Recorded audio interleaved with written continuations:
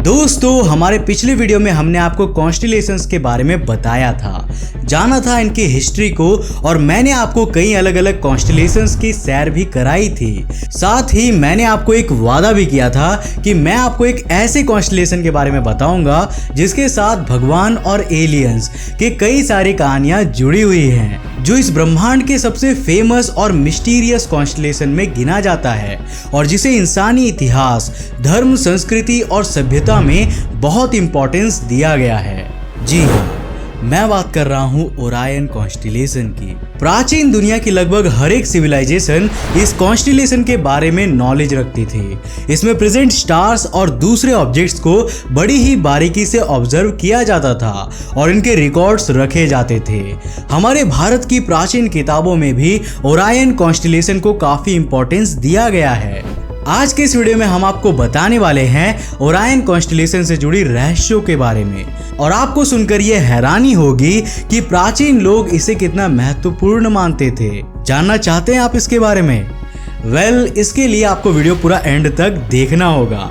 तो hello guys, मैं हूं कौशिक और चलिए शुरू करते हैं आज के इस नए एपिसोड को।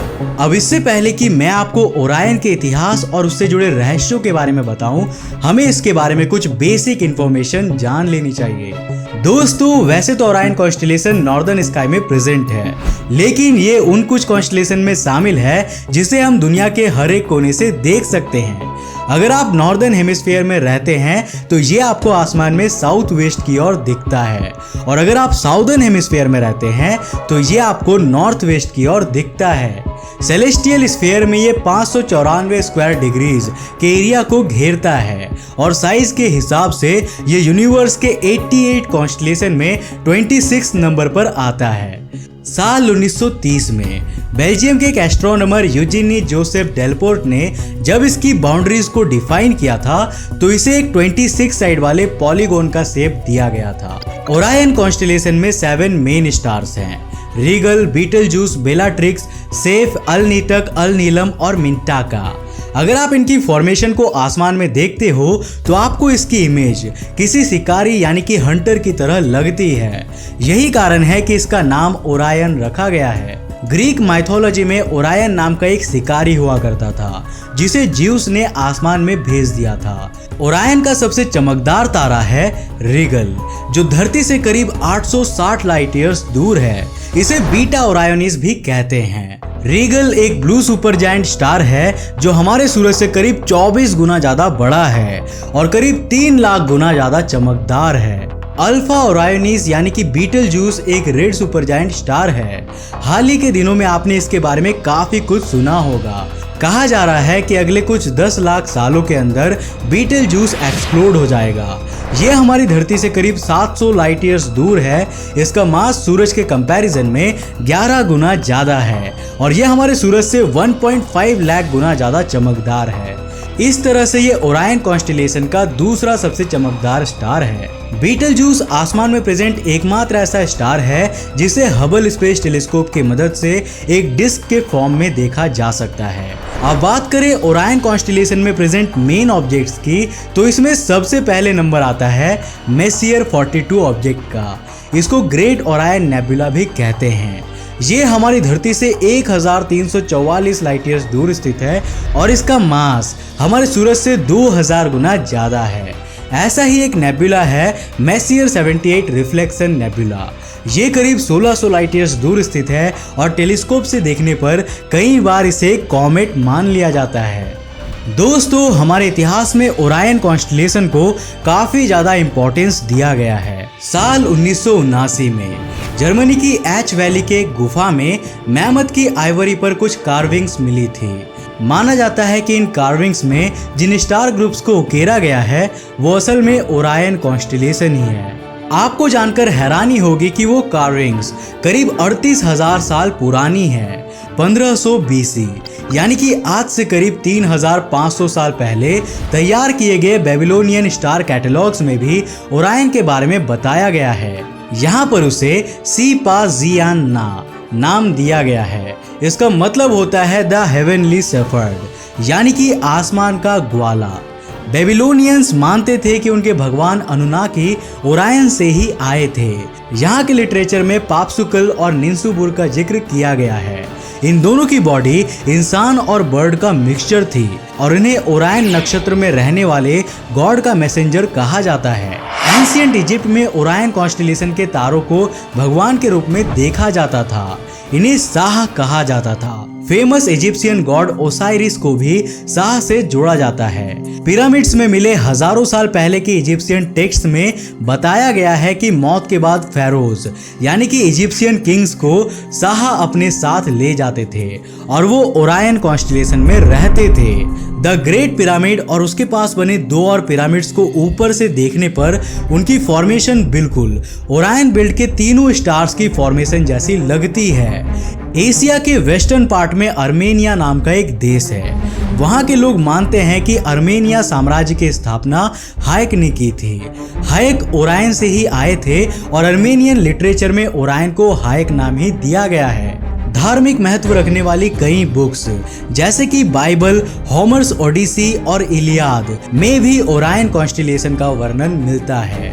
मुस्लिम एस्ट्रोनॉमी में ओरायन को अल जब्बार नाम दिया गया है। इसका मतलब होता है दानव। ओरायन के 7 मेन स्टार्स में से एक सैफ का नाम भी मुस्लिम एस्ट्रोनॉमी से लिया गया है। इसको सैफ अल जब्बार कहा जाता था। आज से करीब 3000 साल पहले लिखे गए सांग डायनेस्टी के टेक्स्ट में टोटल 28 कॉन्स्टेलेशन का जिक्र मिलता है और उनमें से एक ओरायन भी है। चाइनीज लैंग्वेज में इसे पिनयिन सेन नाम दिया गया है। चलिए अब बात करते हैं हमारे देश भारत की। दुनिया के सबसे पुराने रिटन डॉक्यूमेंट्स कहे जाने वाले ऋग्वेद में भी ओरायन कॉन्स्टेलेशन का जिक्र मिलता है। इसमें उसे मृगशीर्ष नक्षत्र कहा गया है। भगवान शिव के नृत्य अवतार नटराज और उनके नृत्य को भी मृगशीर्ष नक्षत्र से जोड़कर देखा जाता है। उदयगिरी और खंडगिरी के गुफाओं में बनी 2000 साल पुरानी जैन कार्विंग्स में भी ओरायन कॉन्स्टेलेशन के चित्र देखे जा सकते हैं। दुनिया के ज्यादातर एंशिएंट टेक्स्ट में ओरायन बेल्ट में स्थित सिर्फ 3 स्टार्स को ही मेंशन किया गया है और ये तीनों स्टार्स है अल नीटक, अल नीलम और मिंटाका। इन्हें ग्रीक अल्फाबेट के 3 लेटर्स जेटा, एप्सिलॉन और डेल्टा का नाम भी दिया गया है।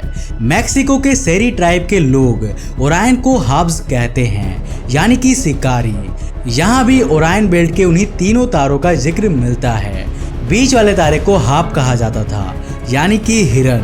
कहते हैं कि हाब्स ने हाप को मार डाला था और हाप का खून टाइबोरन आइलैंड पर गिरा था जो आज मैक्सिको का सबसे बड़ा आइलैंड है।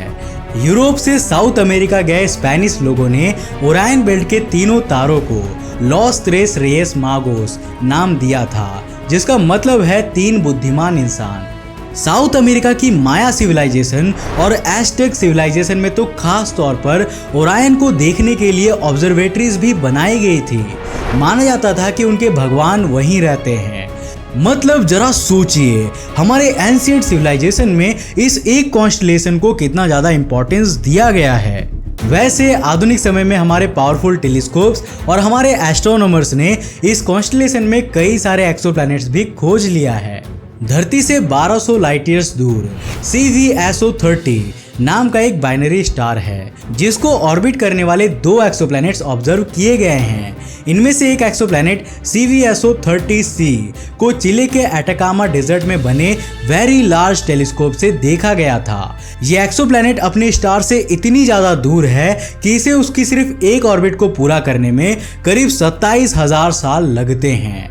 ऐसा ही एक एक्सोप्लैनेट है PTFO8 8695b।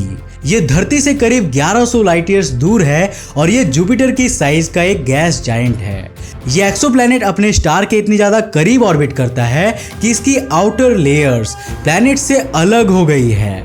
वैज्ञानिकों का ये कहना है कि इसके स्टार सिस्टम से हाई एनर्जी हाइड्रोजन एमिशन हो रहा है, बट इसका कारण क्या है ये कोई नहीं जानता।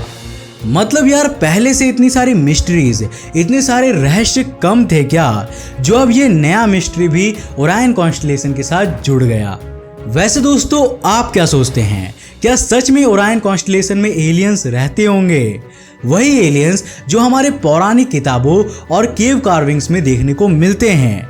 हमें नीचे कमेंट करके जरूर बताना। उम्मीद है कि आपको ये वीडियो जरूर पसंद आया होगा। अगर आप चाहते हैं कि हम ऐसे ही और इंटरेस्टिंग वीडियोस लगातार बनाते रहें तो आप हमें सपोर्ट कर सकते हैं अंतरिक्ष टीवी की मर्चेंडाइज खरीदकर। आप हमारे वेबसाइट antarikshtv.in पर जाकर हमारी मर्चेंडाइज को खरीद सकते हैं, जो कि खास तौर पर आप जैसे स्पेस एंथुसियास्ट के लिए ही डिज़ाइन किया गया है। तो सोच क्या रहे हो, जल्दी से जाओ और अपने मनपसंद के टी शर्ट्स कोई भी साइज में कोई भी कलर में जाकर ले लो। अगर आपको ये वीडियो पसंद आया तो इसे लाइक करने के साथ साथ अपने फ्रेंड्स और फैमिली के साथ जरूर शेयर करना। अगर आप नए हो इस चैनल पे तो ऐसे इंटरेस्टिंग वीडियोस के लिए चैनल को सब्सक्राइब करने के साथ साथ नोटिफिकेशन बेल को भी ऑन कर देना, ताकि आप देख सको हमारे वीडियो सबसे पहले। तब तक के लिए बाय, जय हिंद।